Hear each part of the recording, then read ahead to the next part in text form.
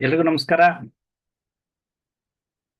ಮೇ 1ನೇ ತಾರೀಕು ಗುರುವಾರ ಗುಂಡಪ್ಪನವರ ಮಾತುಗಳನ್ನ, ಅವರ ಆದರ್ಶಗಳನ್ನ, ಅವರ ಸಾಹಿತ್ಯವನ್ನ ಅವಲೋಕಿಸುವಂತಹ ಈ ಪ್ರಯತ್ನದ ಈ ಭಾಗಕ್ಕೆ ತಮ್ಮೆಲ್ಲರನ್ನು ಪ್ರೀತಿಪೂರ್ವಕವಾಗಿ ಸ್ವಾಗತಿಸುತ್ತಾ, ಇಂತಹ ಒಂದು ವೇದಿಕೆಯನ್ನ ಈ ಸತ್ಕಾರ್ಯಕ್ಕಾಗಿ ನಮಗಾಗಿ ನಿರ್ಮಿಸಿ ಅಂತರ್ಜಾಲದ ಮುಖಾಂತರ ನಮ್ಮೆಲ್ಲರನ್ನು ಒಂದಾಗಿಸಿ ಈ ಒಂದು ಸತ್ಸಂಗ, ಸಂವಾದ, ಒಂದಷ್ಟು ಅಭಿಪ್ರಾಯದ ಹಂಚಿಕೆ ಈ ದಿಸೆಯಲ್ಲಿ 5 ವರ್ಷಗಳಿಂದ ಇದರ ಮುಂದಾಳತ್ವ ವಹಿಸಿ ನಡೆಸಿಕೊಂಡು ಬರ್ತಾ ಇರುವಂತಹ ಉಮಾಮಹೇಶ್ವರ ಗುರೂಜಿಯವರಿಗೆ ವಾಸಕಿ ಯೋಗ ಕೇಂದ್ರಕ್ಕೆ ಮೊದಲಿಗೆ ತಮ್ಮೆಲ್ಲರ ಪರವಾಗಿ ವ್ಯಕ್ತಿಗತವಾಗಿ ನಾನು ಅನಂತ ಧನ್ಯವಾದಗಳನ್ನು ಸಲ್ಲಿಸುತ್ತಾ, ಇಲ್ಲಿ ಪುಟ್ಟದಾಗಿ ಕಾಣ್ತಾ ಇರ್ತದೆ. ಮೊನ್ನೆ ಮಹಾ ಸತ್ಸಂಗದಲ್ಲಿ ಹಲವರನ್ನ ಭೇಟಿಯಾಗಿ ಬಹಳ ಸಂತೋಷವಾಯಿತು. ಅಂದ್ರೆ ನಿಜವಾದ ಸ್ವರೂಪ ಆಗಲೇ ಗೊತ್ತಾಗೋದು. ಬಹಳಷ್ಟು ಜನರನ್ನ ಗುರ್ತು ಹಿಡಿಲಿಕ್ಕೂ ಸಹ ನನಗೆ ಆಗಲಿಲ್ಲ. ಆದ್ರೆ ನಿಮ್ಮ ದೊಡ್ಡತನ, ನಿಮ್ಮ ಪ್ರೀತಿ ಎಲ್ಲ ಬಂದು ಮಾತಾಡಿಸಿ ಇಂಥವ್ರು ನಾವು ಅಂತ ಹೇಳಿದ್ದು ಒಂದು ರೀತಿ ಮನಸ್ಸಿಗೆ ಸಂತೋಷ ಉಂಟು ಮಾಡ್ತದೆ. ಜನ ಗುರ್ತು ಹಿಡಿದು ಮಾತಾಡಿಸಿದಾಗ ಯಾರೇ ಆಗಲಿ, ಅದರಲ್ಲೂ ಪ್ರೀತಿಯಿಂದ, ನನಗೆ ಅದೊಂದು ರೀತಿ ಒಂದು ಆಶ್ಚರ್ಯನೇ. ಮತ್ತೊಂದು ಆ ಗೌರವ ಅನ್ನುವಂಥದ್ದನ್ನ, ಅದೊಂದು ರೀತಿ ದೊಡ್ಡ ಜವಾಬ್ದಾರಿ. ಅಂಥದ್ದನ್ನ ಸ್ವೀಕರಿಸ್ಬೇಕಾಯ್ತಲ್ಲ, ಅದಕ್ಕೆ ಅವಕಾಶ ಮಾಡಿಕೊಟ್ಟು ಅಂತಹ ಒಂದು ಅದ್ಭುತವಾದಂತಹ, ಅಮೋಘವಾದಂತಹ ಆ ದಿವ್ಯ ಮಹಾ ಸತ್ಸಂಗವನ್ನ ಗುರುಗಳು ಏರ್ಪಡಿಸಿ ನಮ್ಮನ್ನೆಲ್ಲ ವೈಯಕ್ತಿಕವಾಗಿ, ಫಿಸಿಕಲಿ ಎಲ್ಲರೂ ಭೇಟಿ ಮಾಡುವಂತೆ ಅವಕಾಶ ಒದಗಿಸಿಕೊಟ್ಟದ್ದಕ್ಕಾಗಿ ಮತ್ತೊಮ್ಮೆ ಅವರಿಗೆ ವಂದಿಸುತ್ತಾ, ಇನ್ನೂ 1 ವರ್ಷ ಕಾಯ್ಬೇಕಲ್ಲ, ಇನ್ನೊಂದು ಮಹಾ ಸತ್ಸಂಗಕ್ಕೆ ಕಾಯೋಣ. ಯಾಕೆಂದ್ರೆ ಆ ಕಾಯುವಿಕೆಯಲ್ಲಿಯೇ ಒಂದು ಸವಿ ಇರ್ತದೆ ಅಂತ. ಈ ಸವಿಯನ್ನ ಉಂಡಿದ್ದೇವೆ ಮೊನ್ನೆ. ಪುಷ್ಕಳವಾದಂತಹ ಭೋಜನ, ತಿಂಡಿ, ತೀರ್ಥ, ಅದೇನು ಆ ವೈಭವ ಅದು ಕಂಡಾಗ ನಿಜವಾಗ್ಲೂ ಸಂತೋಷವಾಯ್ತು. ಏನು ಹತ್ರ 1500 ಜನ ಸೇರುವಂಥದ್ದು ಅಂದ್ರೆ ಏನು, ಅದು ಅಸಾಧಾರಣವಂಥದ್ದಲ್ಲ. ಅದು ಗುರುಗಳ ಶಕ್ತಿ. ಎಲ್ಲರನ್ನೂ ಸೂಜಿಗಲ್ಲಿನಂತೆ ಸೆಳೆದು ಎಲ್ಲರ ಕೈಯಲ್ಲೂ ಏನಾದರೂ ಮಾಡಿಸ್ಬೇಕು ಅಂತ. ಮತ್ತೆ ಅಶೋಕ್ ಕುಮಾರ್ ನಾಡಿಗರವರ ಕಗ್ಗ, ವೇದ, ಕಥೆ, ಆ ಪುಸ್ತಕ ಬಿಡುಗಡೆಯಾದವು. ಆ ದಿವ್ಯ ಸಾನ್ನಿಧ್ಯದಲ್ಲಿ, ಅಭಯಾನಂದಜಿ ಮಹಾರಾಜರ ದಿವ್ಯ ಸಾನ್ನಿಧ್ಯದಲ್ಲಿ ಆ ಪುಸ್ತಕ, ಎಂಥ ದೊಡ್ಡ ಮನುಷ್ಯರಿದ್ರು. ಸೋಮಶೇಖರ್ ಅವರಿದ್ರು, ಅಭಯಾನಂದಜಿ ಮಹಾರಾಜ್ ಅವರಿದ್ರು, ಮಲ್ಲೇಪುರಂ ಜಿ ವೆಂಕಟೇಶ್ ಅವರಿದ್ರು, ಸತ್ಯೇಶ್ ಬೆಳ್ಳೂರಿದ್ರು.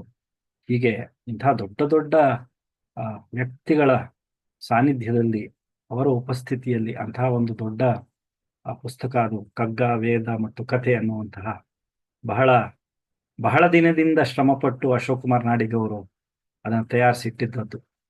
ಅದು ಕೊನೆಗೆ ಬೆಳಕು ಕಂಡದ್ದು ಅಂತಹ ಸಂದರ್ಭದಲ್ಲಿ. ಅದೂ ಒಂದು ದಿವ್ಯವಾದಂತಹ ಅನುಭವ. ಕಗ್ಗದಲ್ಲಿ ನಾವು ಹೇಳ್ಬಿಡ್ತೇವೆ, ಭಗವದ್ಗೀತೆ ಇದೆ, ವೇದ ಇದೆ, ಪುರಾಣ ಇದೆ, ಶಾಸ್ತ್ರ ಇದೆ ಅಂತೆಲ್ಲ. ಆದ್ರೆ ಅದರಲ್ಲಿರುವಂತಹ ಪದ್ಯಗಳನ್ನು ಹೆಕ್ಕಿ ತೆಗೆದು ಅದಕ್ಕೆ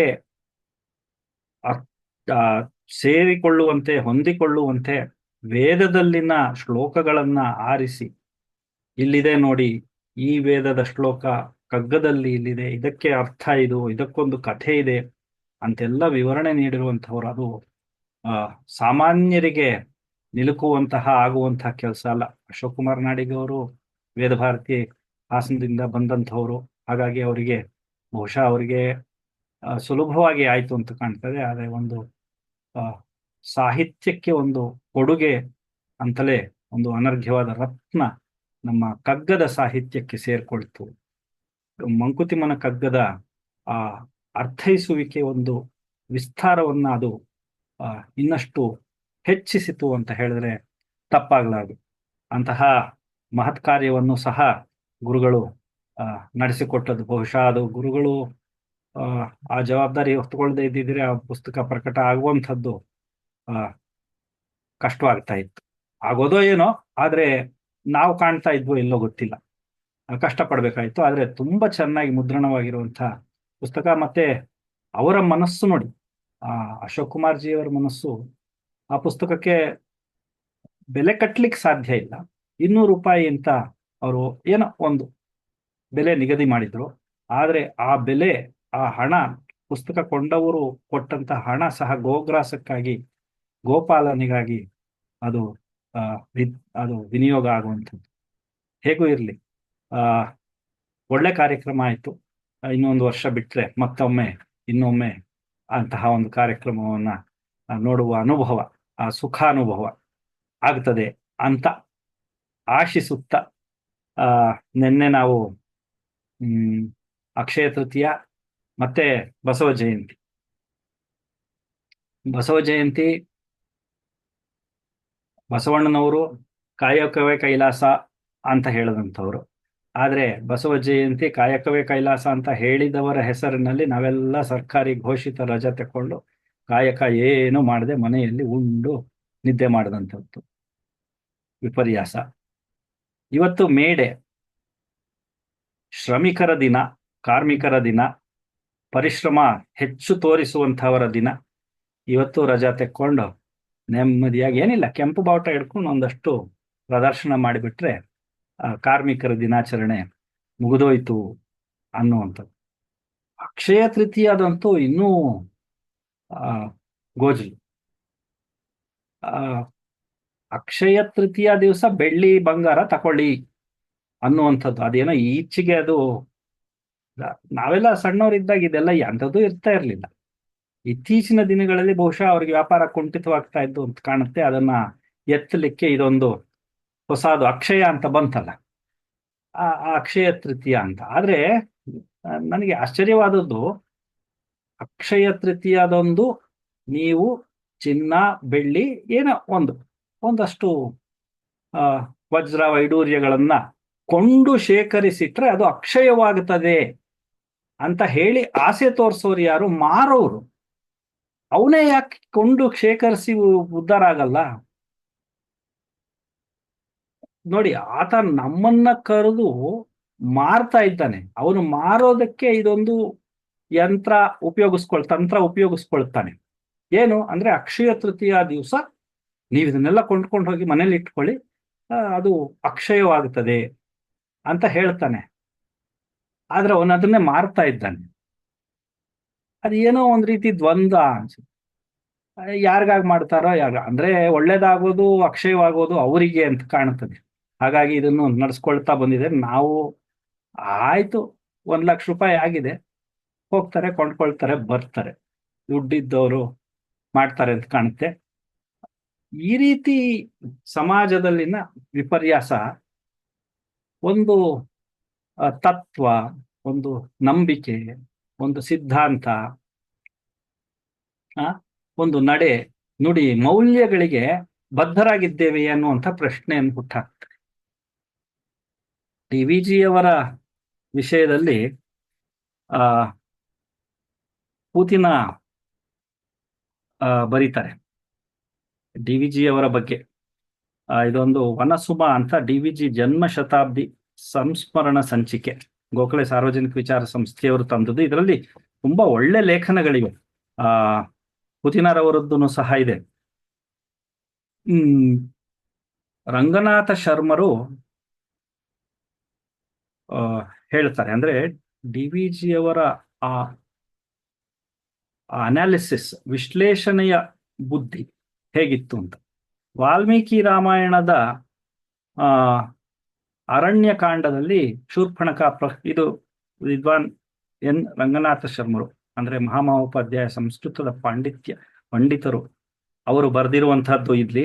ವಾಲ್ಮೀಕಿ ರಾಮಾಯಣದ ಅರಣ್ಯಕಾಂಡದಲ್ಲಿ, ಅಂದ್ರೆ ಡಿ ವಿ ಜಿ ಅವರು ಎಂತಹ ವಿಷಯಗಳನ್ನು ಸಹ ಹೇಗೆ ವಿವರಿಸುತ್ತಿದ್ದರು, ಎಷ್ಟು ಸರಳವಾಗಿಸುತ್ತಿದ್ರು ಅನ್ನುವಂಥದ್ದು.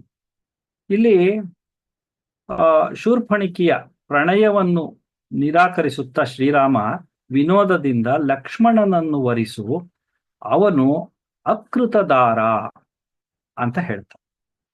ಅಕೃತದಾರ ಎಂಬುದ ಶಬ್ದಕ್ಕೆ ವಿದ್ವಾನ್ ರಂಗನಾಥ ಶರ್ಮರು ಹೇಳುವಂಥದ್ದು ಅವಿವಾಹಿತ ಎಂಬುದು ಸರಿಯಾದ ಅರ್ಥವೆಂದು ನನ್ನ ಎಣಿಕೆ. ವ್ಯಾಖ್ಯಾನಕಾರರು ಆ, ಹತ್ತಿರದಲ್ಲಿ ಹೆಂಡತಿ ಇಲ್ಲದಿರುವವನು ಅಂತಲೂ ಕೆಲವರು ಅದನ್ನ ವಿವರಿಸಿರುವುದು ಉಂಟು, ತಿರುಚಿ ಅರ್ಥ ಮಾಡಿರುವುದು ಉಂಟು. ಶ್ರೀರಾಮನ ಬಾಯಿಯಿಂದ ಯಾವ ಸಂದರ್ಭದಲ್ಲಿಯೂ ಸುಳ್ಳು ಹೊರಡಕೂಡದೆಂದು ಅವರ ಅಭಿಪ್ರಾಯ. ಶ್ರೀರಾಮ ಸತ್ಯವಂತ, ಅವನು ಸುಳ್ಳು ಹೇಳಲ್ಲ ಅನ್ನೋದನ್ನ ಆ, ಮತ್ತಷ್ಟು ಜಾಗೃತಗೊಳಿಸ್ಲಿಕ್ಕೆ ಇವರು ಅಂದ್ರೆ ಈ ವಿವರಣಕಾರರು ಅವರು ಅದನ್ನ ತಿರುಚಿ ಅರ್ಥ ಮಾಡ್ತಾರೆ. ಆದ್ರೆ ಅದಕ್ಕೆ ಅವಿವಾಹಿತ ಅನ್ನುವಂತಹ ಪದವೇ ಸೂಕ್ತವಾದದ್ದು ಅನ್ನುವಂಥದ್ದು ರಂಗನಾಥ ಶರ್ಮರ ಅಭಿಪ್ರಾಯ. ಇದರ ಬಗ್ಗೆ ಡಿ ವಿ ಜಿ ಅವರನ್ನ ಕೇಳಿಬಿಡೋಣ ಅಂದುಕೊಂಡು ಈ ವಿಷಯವನ್ನ ಅವರಲ್ಲಿ ಪ್ರಸ್ತಾಪಿಸಿದೆ. ಅದಕ್ಕೆ ಡಿ ವಿ ಜಿ ಅವರು ಉತ್ತರ ಹೇಳ್ತಾರೆ, ಶ್ರೀರಾಮನು ಸತ್ಯವಂತ, ಅದೆಲ್ಲ ಸರಿ. ಶ್ರೀರಾಮನು ವಿನೋದ ಪ್ರಿಯ. ಅವನೇನು ಸದಾ ತುಟಿ ಬುಗ್ಗಿದು ಗಂಟು ಮೊರೆ ಹಾಕಿಕೊಂಡಿರ್ತಿದ್ನೆ. ಅವಿವಾಹಿತ ಎನ್ನುವುದೇ ಸರಿಯಾದ ಅರ್ಥ ಅಂತ ಡಿ ವಿ ಜಿ ಅವರು ಹೇಳಿ, ಒಳ್ಳೇದು, ರಾಮನ ಬಳಿಗೆ ಶೂರ್ಪಣಿಕೆ ಹೋದಾಗ ಮುಖಭಂಗವಾಯಿತು.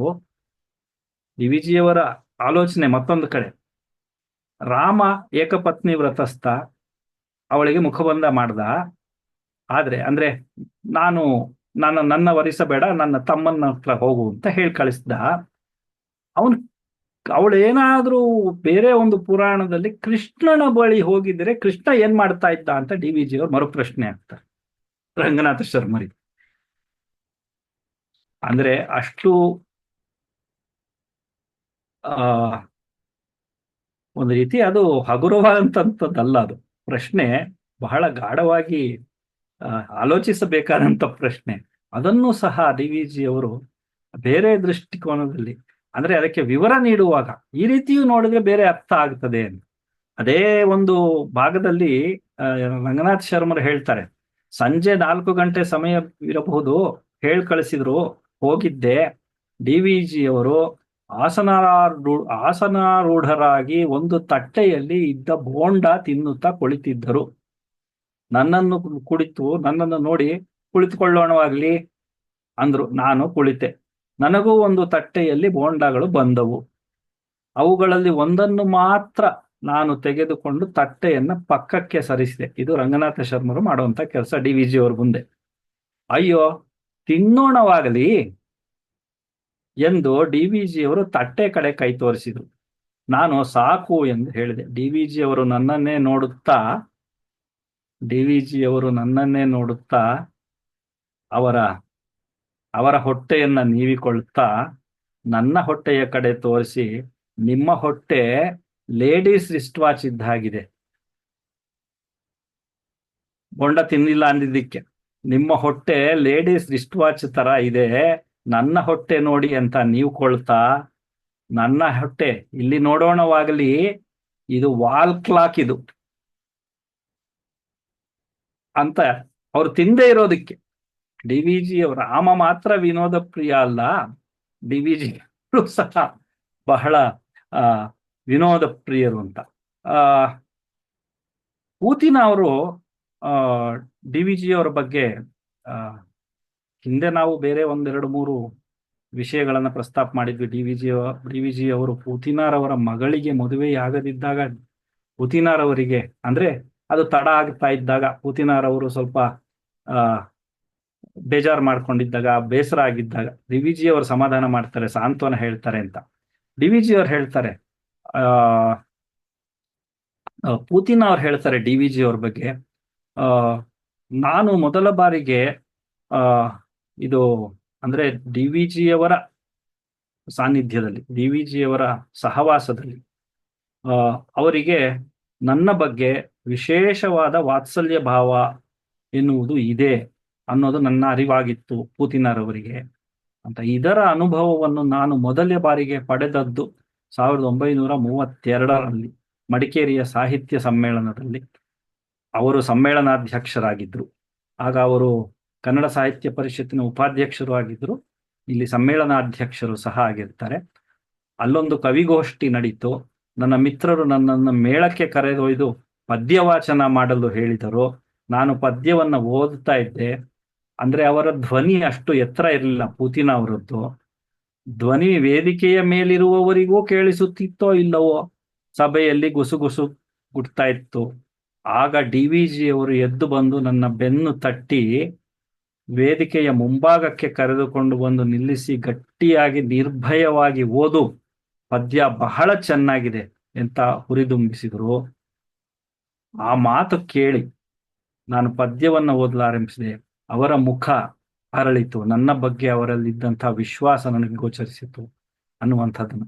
ಅಂದ್ರೆ ಡಿ ವಿ ಜಿ ಅವರು ಮಂಕುತಿಮ್ಮನ ಕಗ್ಗದಲ್ಲಿ ಎಷ್ಟು ಪದ್ಯಗಳ ಮೂಲಕ ನಮಗೆಲ್ಲ ಧೈರ್ಯ ತುಂಬುವುದು, ಉತ್ಸಾಹ ತುಂಬುವುದು, ಉಲ್ಲಾಸಭರಿತರನ್ನಾಗಿ ಮಾಡುವಂಥದ್ದು, ಕಷ್ಟಗಳ ಕಾಲದಲ್ಲಿ ನಮಗೆ ದಾರಿ ತೋರಿಸುವಂಥದ್ದು, ಬೇಕಾದಷ್ಟು ಪದ್ಯಗಳನ್ನು ನಾವು ಕಾಣ್ತಾ ಇದ್ದೇವಲ್ಲ. ಅದನ್ನ ಅವರು ಜೀವನದುದ್ದಕ್ಕೂ ಅವರ ಸಹವಾಸಕ್ಕೆ ಬಂದಂತಹವರೆಲ್ಲರಲ್ಲೂ ಆ ರೀತಿಯ ಧೈರ್ಯವನ್ನ, ಮನಸ್ಥೈರ್ಯವನ್ನ ತುಂಬುತ್ತಾ ಇದ್ದಂತಹ ಆ ಆ ಒಬ್ಬ ಶಕ್ತಿ, ಅದೊಂದು ಚೇತನ, ಅದೊಂದು ಚೈತನ್ಯ ಅಂತಲೇ ಹೇಳಬೇಕಾಗ್ತದೆ. ಅದಕ್ಕೆ ಅವರು ಹೇಳ್ತಾ ಇದ್ದದ್ದು ಅದು ಎಲ್ಲಕ್ಕೂ ಸಿದ್ಧ ನೀರು ಅನ್ನುವಂಥದ್ದು ಅದೊಂದು ಅವರ ಧ್ಯೇಯ ವಾಕ್ಯ ಅಂತ. ಏನು ಬಂದರೂ ಮುಂದುವರಿಸ್ಕೊಂಡು ಹೋಗ್ಲಿಕ್ಕೆ ಸಿದ್ಧನಾಗಿರಬೇಕು ಅನ್ನುವಂಥದ್ದಕ್ಕೆ. ಅದಕ್ಕೆ ಒಲ್ಲೆ ನೆನದಿರು ಬಾಳನ್ ಒಲವದೇನೆನ್ನದಿರು, ಉಲ್ಲಾಸ ಕೆಡೆ ಮಾಡು ನಿನ್ನಿಂದಾದನಿತು, ನಿಲ್ಲು ಕೆಚ್ಚೆದೆಯಿಂದಲ್ಲ ಅನ್ಯಾಯಗಳನ್ನು ಅಳಿಸೆ ಎಲ್ಲಕ್ಕೂ ಸಿದ್ಧನಿರು ಮಂಕುತಿಮ್ಮ ಅನ್ನುವಂತಹ 258ನೇ ಪದ್ಯ. ಒಲ್ಲೆ ನೆನೆದಿರು ಬಾಳನ್ ಒಲವದೇನೆನ್ನದಿರು, ಇದೆಲ್ಲವನ್ನ ಅವರು ಪಾಲಿಸುತ್ತಿದ್ದಂಥದ್ದು. ನಡೆದಂತೆ ನುಡಿ, ನುಡಿದಂತೆ ನಡಿ. ಹಾಗಾಗಿಯೇ ದೊಡ್ಡವರಾಗೋದು ಅಂತ. ನಾವು ಬಸವಣ್ಣನವರನ್ನಾಗ್ಲಿ, ವಿಶ್ವೇಶ್ವರಯ್ಯನವರನ್ನಾಗ್ಲಿ, ಡಿ ವಿ ಜಿ ಅವರನ್ನಾಗ್ಲಿ, ವಿವೇಕಾನಂದರನ್ನಾಗ್ಲಿ ಯಾಕೆ ಪೂಜ್ಯ ಭಾವನೆಯಲ್ಲಿ ನೋಡ್ತೇವೆ ಅಂದ್ರೆ, ನುಡಿದಂತೆ ನಡೆ, ನಡೆದಂತೆ ನುಡಿ ಅನ್ನುವಂಥ ಆ ಧ್ಯೇಯವನ್ನು ಪಾಲಿಸ್ತಾ ಇದ್ದಂಥದ್ದು. ಒಲ್ಲ ನೆನದಿರು ಬಾಳನ್, ಯಾವತ್ತೂ ಅವರು ಜೀವನವನ್ನ, ಬದುಕನ್ನ ತಿರಸ್ಕರಿಸಿದಂಥವರಲ್ಲ. ಎಂಥದ್ದೇ ಕಷ್ಟ ಬರಲಿ, ಎಂಥದ್ದೇ ಸವಾಲುಗಳು ಬರಲಿ, ಜೀವನದಲ್ಲಿ ಅದನ್ನು ಎದುರಿಸಬೇಕು ಅಂತ ಹೇಳ್ತಾ ಇದ್ದಂಥವ್ರು. ಒಲವದೇನೆನ್ನದಿರು, ಒಲವು ಅಂದ್ರೆ ಏನು, ಪ್ರೀತಿ ಅಂದ್ರೇನು, ಮಮಕಾರ ಅಂದ್ರೆ ಏನು, ನೆಂಟಸ್ತಿಕೆ ಅಂದ್ರೇನು, ಬಾಂಧವ್ಯ ಅಂದ್ರೇನು, ಇದೆಲ್ಲ ಇಲ್ಲವೇ? ಹಾಗನ್ನದಿರು, ಅದೆಲ್ಲವೂ ಇದೆ, ಅದನ್ನೆಲ್ಲ ಬೆಳೆಸಿಕೋ ಅನ್ನುವಂಥ ಮಾತನ್ನ. ಉಲ್ಲಾಸ ಕೆಡೆ ಮಾಡು ನಿನ್ನಿಂದಾದನಿತು, ಇದು ಸಾಹಿತ್ಯದಲ್ಲಿ ಡಿ ವಿ ಜಿ ಅವರು ನಮಗೆ 3 ಗುಣಲಕ್ಷಣಗಳನ್ನ ಹಾಕಿ ಕೊಡ್ತಾರೆ. ಉತ್ತಮ ಸಾಹಿತ್ಯ ಅಂದ್ರೆ ಏನು ಅನ್ನೋದಕ್ಕೆ, ಈ ಒಂದು ಉಲ್ಲಾಸ ಕೆಡೆ ಮಾಡು ನಿನ್ನಿಂದಾದನಿತು ಅಂತಾರಲ್ಲ, ಅದಕ್ಕೆ ಅವ್ರು ಹೇಳ್ತಾರೆ, ಒಂದು ಒಳ್ಳೆ ಸಾಹಿತ್ಯ, ಉತ್ಕೃಷ್ಟವಾದಂಥ ಸಾಹಿತ್ಯ, ಅದಕ್ಕೆ ಹೇಗೆ ನಾವು ಅದನ್ನ ಗುರ್ತು ಹಿಡಿಯೋದು ಹೇಗೆ, ಏನಾದ್ರೂ ಒಂದು ಲಕ್ಷಣ, ಅದರ ಗುಣ ಅನ್ನುವಂಥದ್ದು ಗೊತ್ತಿರಬೇಕಲ್ಲ ಅನ್ನೋದಕ್ಕೆ ಅವರು 3 ಗುಣಲಕ್ಷಣಗಳನ್ನ ಉಲ್ಲೇಖ ಮಾಡ್ತಾರೆ. ಬದುಕಿನಲ್ಲಿ ಉಲ್ಲಾಸ ಹರಡುವುದು, ಕಷ್ಟದಲ್ಲಿ ಇರುವವರಿಗೆ ಅವರ ಎದೆಯಲ್ಲಿ ಧೈರ್ಯ ತುಂಬುವುದು, ಉನ್ನತ ಜೀವನಾದರ್ಶಗಳನ್ನ ಪ್ರತ್ಯಕ್ಷಗೊಳಿಸಿ ನಿಲ್ಲಿಸುವುದು. ಈ ಉನ್ನತ ಜೀವನಾದರ್ಶಗಳನ್ನ ಪ್ರತ್ಯಕ್ಷಗೊಳಿಸಿ ನಿಲ್ಲಿಸುವುದು ಅನ್ನುವಂಥದ್ದೇ ಮಂಕುತಿಮ್ಮನ ಕಗ್ಗದಲ್ಲಿ ಜೀವನದ ಆದರ್ಶಗಳನ್ನ ಹಲವು ಗ್ರಂಥಾನುಭವಗಳಿಂದ ಆಯ್ದು ಹೊಸದೆನಿ ಕಗ್ಗವನು, ಪಾಮರ ಜನರ ಮಾತಿನಲ್ಲಿ ಕವನ ನೆನಪಿಗೆ ಸಲ್ಲುವ ಮಂಕುತಿಮ್ಮ. ಒಂದು ಉಲ್ಲಾಸಕ್ಕೆ ಎಡೆ ಮಾಡಿಕೊಡು, ಕಷ್ಟದಲ್ಲಿ ಆವೃತರಾದಂಥವರ ಎದೆಯಲ್ಲಿ ಧೈರ್ಯವನ್ನು ತುಂಬು, ಮತ್ತೆ ಒಂದು ಉನ್ನತ ಜೀವನಾದರ್ಶವನ್ನ ಪ್ರತ್ಯಕ್ಷಗೊಳಿಸಿ ನಿಲ್ಲಿಸುವಂಥದ್ದು ಉತ್ತಮ ಸಾಹಿತ್ಯದ ಕರ್ತವ್ಯ ಅವ್ರು ಹೇಳೋದು. ಹಾಗಾಗಿ ಅವರು ಪೂತಿನಾರವರನ್ನ ಮುಂದೆ ತಂದು ನಿಲ್ಲಿಸಿ ಧೈರ್ಯ ತುಂಬುವಂಥದ್ದಾಗ್ಲಿ, ಶರ್ಮರಿಗೆ ಇನ್ನೊಂದು ಬೋಂಡ ತಿನ್ರಿ ಅಂತ ಹೇಳುವಂಥದ್ದಾಗ್ಲಿ, ಇದೆಲ್ಲ ಈ ಪ್ರೀತಿ, ವಾತ್ಸಲ್ಯ, ಬಾಂಧವ್ಯ, ಮತ್ತೆ ಮತ್ತೊಬ್ಬರಿಗೆ ಧೈರ್ಯವನ್ನ ನೀಡುವಂಥದ್ದು, ಮತ್ತೊಬ್ಬರಿಗೆ ಭಯ, ಭೀತಿ ಅಂತ ಆಗಿದ್ದಾಗ ಇಲ್ಲ ಮುಂದೆ ಸರಿಬಹುದು ಅಂತ ದಾರಿ ತೋರಿಸಿಕೊಡುವಂಥದ್ದು. ಒಲ್ಲ ನೆನದಿರು ಬಾಳನ್ ಒಲವದೇನೆನ್ನದಿರು, ಉಲ್ಲಾಸ ಕೆಡೆ ಮಾಡು ನಿನ್ನಿಂದಾದನಿತು, ನಿಲ್ಲು ಕೆಚ್ಚೆದೆಯಿಂದಲ್ಲ ಅನ್ಯಾಯಗಳನ್ನು ಅಳಿಸೆ. ಅಂತ ಎದುರುಗೆ ನಾವು ನೋಡ್ತಾ ಇದ್ರೆ ಅಯ್ಯೋ ಹಾಳಾಗೋಗ್ಲಿ, ಯಾರು ಏನನ್ನ ಮಾಡ್ಕೊಂಡು ಹೋಗ್ಲಿ, ನಾನು ನನ್ನ ಮನೆಗೆ ಹೋಗ್ತೀನಿ. ಅಲ್ಲ, ಕೆಚ್ಚೆದೆಯಿಂದ ನಿಂತುಕೋ, ಎದುರಿಸು. ಅನ್ಯಾಯ ಅನ್ನುವಂಥದ್ದು ನಿನ್ ಕಣ್ಣು ಮುಂದೆ ನಡೀತಾ ಇದ್ರೆ ಅದನ್ನ ತೊಡೆದು ಹಾಕ್ಲಿಕ್ಕೆ ಏನಾದ್ರೂ ಪ್ರಯತ್ನ ಮಾಡು ಅನ್ನುವಂಥ ಮಾತನ್ನ ಹೇಳಿ.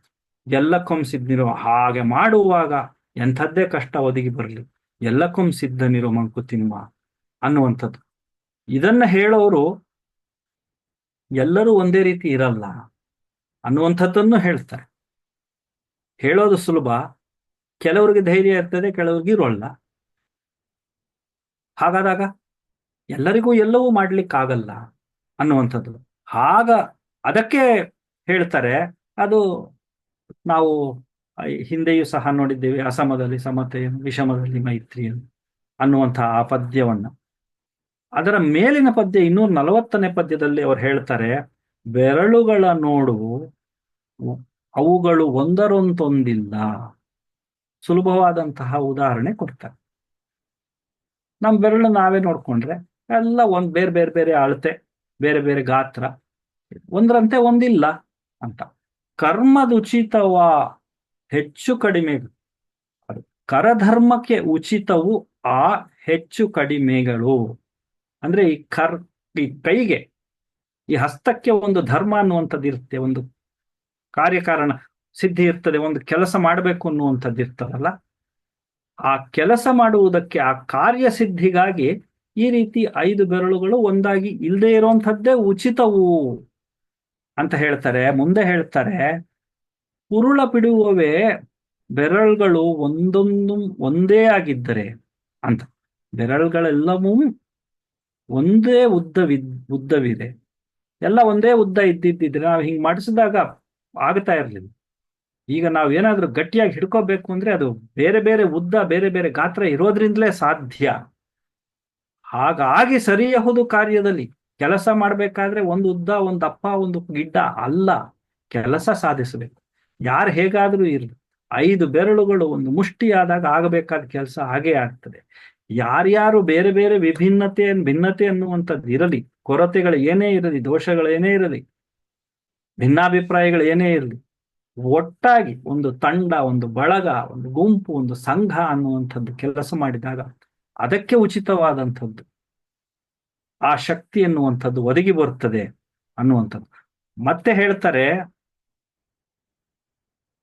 ನಿನಗಿರದ ಅಂದ್ರೆ ನನಗೆ ಈ ರಾಮಾಯಣದ ವಿಚಾರದಲ್ಲಿ ಅವ್ರು ಹೇಳ್ತಾರೆ, ಮತ್ತೆ ಅದೇ ಎಲ್ಲರೂ ಒಂದೇ ಅಲ್ಲ, ಒಬ್ಬರಿಗೆ ಗೋಚರವಾಗ್ತದೆ, ಒಬ್ಬರಿಗೆ ಬುದ್ಧಿ ಇರ್ತದೆ, ಮತ್ತೊಬ್ಬರಿಗೆ ದಡ್ಡರಾಗಿರ್ತಾರೆ ಅನ್ನುವಂಥದ್ದಕ್ಕೆ. ನಿನಗಿರದ ಬಾಯಿ ವಾಲ್ಮೀಕಿಗೆಂತಾಯ್ತು. ನನಗೂ ಕತೆ ಗೊತ್ತು, ನಾನು ನೋಡ್ತಾ ಇರ್ತೇನೆ, ಆದ್ರೆ ಅದನ್ನ ಬರೀಲಿಕ್ಕೆ ಬರೋಲ್ವಲ್ಲ. ಒಂದು ಕತೆ, ಒಂದು ಆಕರ್ಷಕ ರೀತಿಯಲ್ಲಿ ಅದನ್ನ ವಿವರಿಸುವಂತಹ ಆ ಸಾಮರ್ಥ್ಯ ಎಲ್ಲರಿಗೂ ಬರೋದಿಲ್ಲ ಅಲ್ಲ. ಕೆಲವರು ಎಷ್ಟು ಸರಳವಾಗಿ ಬರೆದಿರ್ತಾರೆ, 1000 ಪುಸ್ತಕ ಮಾರಾಟ ಆಗ್ತದೆ. ಕೆಲವು ತುಂಬಾ ಚೆನ್ನಾಗಿ ಬರೆದಿರ್ತಾರೆ, ಅದಲ್ಲೇ ಗೂಡಲ್ಲೇ ಕೂತಿರ್ತದೆ. ನಿನಗಿರದ ಬಾಯಿ ವಾಲ್ಮೀಕಿಗೆ ಎಂತಾಯ್ತು. ಅವನು ಸಹ ಎಲ್ಲ ನೋಡ್ತಾ ಇದ್ದದ್ದು ತಾನೇ ಅವನು ಬರೆದದ್ದು. ಮುನಿ ಕವಿತೆಗೆಂತೂ ನಿನ್ನ ಎದೆಯೋಳೆಡೆಯಾಯ್ತು. ರಾಮಾಯಣ ಮಹಾಭಾರತ ಅಂತ ಈ ಕಾವ್ಯಗಳನ್ನ ಬರೆದ್ರಲ್ಲ, ಅದು ನಿನ್ನ ಎದೆಯಲ್ಲಿ ಹೇಗೆ ಸಿಕ್ಕಾಕೊಂತು ಬಂದು, ನಿನ್ನ ಎದೆಯಲ್ಲಿ ಅದಕ್ಕೆ ಹೇಗೆ ಸ್ಥಾನ ಸಿಕ್ತು. ನನ್ನ ಎದೆಯಲ್ಲಿ ಸ್ಥಾನ ಸಿಕ್ತು. ಎಷ್ಟೋ ಜನಕ್ಕೆ ಇಲ್ವೇ ಇಲ್ಲ. ಭಗವದ್ಗೀತೆ ಅಂದ್ರೆ ಬಾಯಿಗೆ ಬಂದಂಗೆ ಮಾತಾಡ್ತಾರೆ, ಏನೇನೋ ಹೇಳ್ತಾರೆ. ಅವ್ರ ಎದೆಯಲ್ಲಿ ಅದು ಹುಟ್ಟಲ್ಲ. ಹೇಗೆ? ಆಗ ಒಬ್ಬರಂತೆ ಒಬ್ಬರಿಲ್ಲ, ಅವ್ರ ಕರ್ಮ ಅವರಿಗೆ ಅನ್ನುವಂಥದ್ದು. ಘನಮಹಿಮನೋಳ್ ಜ್ವಲಿಸುತ್ತಿರಲ್, ಇಲ್ಲಿ ಇವರು ಅದು ಹೇಳ್ತಾರೆ, ಘನ ಮಹಿಮೆ ಅನ್ನುವಂಥದ್ದು ಜ್ವಲಿಸುತ್ತಾ ಇರಲು, ಕೆಲವರಲ್ಲಿ ಜ್ವಲಿಸುತ್ತಾ ಇರ್ತದೆ. ನಿದ್ರಿಸುತ್ತೆ ಅನಲನ್ ಎಲ್ಲರೊಳ್ಳಿಹನು ಮಂಕುತಿಮ್ಮ. ಈ ಜ್ವಾಲೆ, ಈ ಅಗ್ನಿ, ಈ ತಾಪ, ಈ ಶಕ್ತಿ, ಚೈತನ್ಯ ಅನ್ನುವಂಥದ್ದು ಎಲ್ಲರಲ್ಲೂ ಇರ್ತದೆ. ಕೆಲವರಲ್ಲಿ ನಿದ್ದೆ ಮಾಡ್ತಾ ಇರ್ತದೆ, ಕೆಲವರಲ್ಲಿ ಜಾಗೃತವಾಗಿರ್ತದೆ. ಹಾಗಾಗಿಯೇ ನನಗೆ ಕಾಣಿಸದಂತಹ ರಾಮಾಯಣ ವಾಲ್ಮೀಕಿಗೆ ಕಾಣಿಸಿತು, ಬೇರೊಬ್ಬರಿಗೆ ಕಾಣದಂತಹ ಭಗವದ್ಗೀತೆ ಅಥವಾ ನಮ್ಮ ಶಾಸ್ತ್ರ ಪುರಾಣಗಳು ಕೆಲವರಿಗೆ ಪ್ರಿಯವಾದವು. ಎಲ್ಲರೂ ಒಬ್ಬರಂತಲ್ಲ, ಈ ಸಮಾಜವೇ ಈ ರೀತಿ ಇರುವಂಥದ್ದು. ಅಸಮದಲ್ಲಿ ಸಮತೆ, ವಿಷಮದಲ್ಲಿ ಮೈತ್ರಿ ಅನ್ನುವಂಥದ್ದನ್ನ ಹೇಳ್ತಾ, ಈ ಈ ಸಮಾಜ ಇರೋದು ಹೀಗೆ, ಇದನ್ನು ನಾವು ಸ್ವೀಕರಿಸಿಕೊಂಡು ಶಕ್ತಿಯುತವಾಗಿ ಮುನ್ನಡೆಯುವುದಕ್ಕೆ ಏನು ಮಾಡಬೇಕು, ಎಲ್ಲಕ್ಕಂ ಸಿದ್ಧ ನೀರು ಮಂಕುತಿಮ್ಮ ಅನ್ನುವಂತಹ ನೀತಿ ಪಾಠವನ್ನ ನಮಗೆ ನೀಡಿರುವಂಥದ್ದು. ಅದಕ್ಕೆ ಅವ್ರು ಹೇಳ್ತಾರೆ, ಆ ರಸಿಕತೆಯೇ ಯೋಗವೆಲ್ಲೋ ಮಂಕುತಿಮ್ಮ. ಎಲ್ಲದರಲ್ಲೂ ಆ ವ್ಯಸನಮಯ ಸಂಸಾರದಲ್ಲಿ ವಿನೋದವ ಕಾಣ್ಬ. ಈ ಸಂಸಾರವೇ, ಈ ಜಗತ್ತು, ಈ ವಿಶ್ವದಲ್ಲೇ ಎಲ್ಲವೂ ವ್ಯಸನಮಯವಾದದ್ದು, ಎಲ್ಲರಿಗೂ ಕಷ್ಟವಾದಂಥದ್ದು ಇರ್ತದೆ. ಅಂಥದರಲ್ಲೂ ನಾವು ವಿನೋದವನ್ನ ಕಾಣುವಂಥದ್ದಾದರೆ ಅದೇ ರಸಿಕತೆ, ಅದೇ ಒಂದು ಯೋಗ ಅನ್ನುವಂಥ ದಾರಿ ತೋರಿಸಿಕೊಡುವಂತಹ ಮಂಕುತಿಮ್ಮನ ಕಗ್ಗ. ಮತ್ತೆ ನಾಳೆ ಬೆಳಗ್ಗೆ ಮುಂದುವರಿಸೋಣ, ಇನ್ನೊಂದಷ್ಟು ವಿಷಯಗಳನ್ನ ನೋಡೋಣ, ಇನ್ನೊಂದಷ್ಟು ಪದ್ಯಗಳನ್ನು ನೋಡೋಣ ಅಂತ ಹೇಳ್ತಾ ಇಂದಿಗೆ ನಾನು ವಿರಾಮ ತಗೊಂತೇನೆ.